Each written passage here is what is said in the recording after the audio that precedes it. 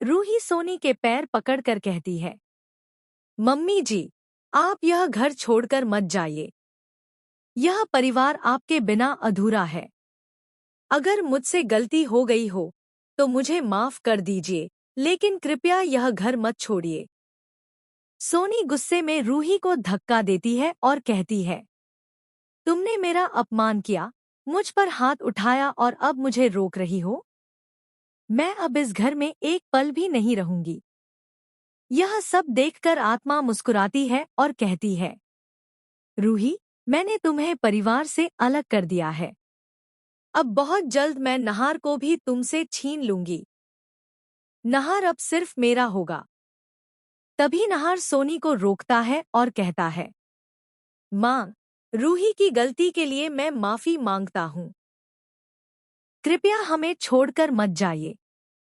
नहार की बात मानकर सोनी रुक जाती है, लेकिन कहती है, अब रूही मेरे करीब नहीं आएगी। हमारा रिश्ता हमेशा के लिए खत्म हो गया है। यह सुनकर रूही टूट जाती है। नहार उसे कमरे में ले जाता है। रूही कहती है, मेरा विश्वास कीजिए नहार जी, मैंने कुछ भी नहीं किया। मैं मांझी पर हाथ कैसे उठा सकती हूँ? लेकिन नहार चुप रहता है और चला जाता है। अचानक आत्मा रूही के सामने आकर हंसती है। रूही, मैंने सिर्फ शुरुआत की है।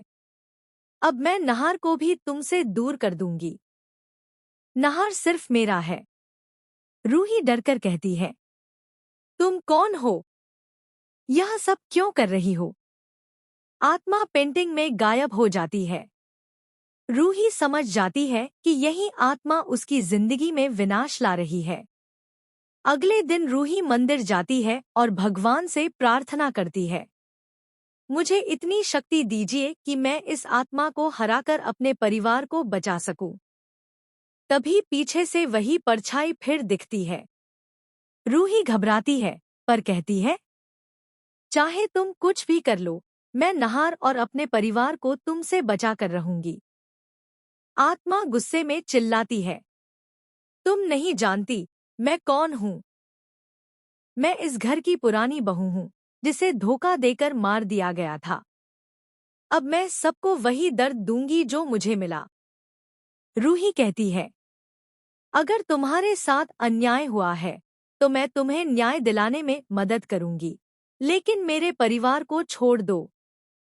आत्मा क्रोधित होकर कहती है, अब बहुत देर हो चुकी है, सब कुछ खत्म हो जाएगा। घर की सारी लाइटें बंद हो जाती हैं। रूही घंटी बजाती है, मंत्र बोलती है और आत्मा दर्द से चीख उठती है, नहीं, यह आवाज मुझे सहन नहीं है।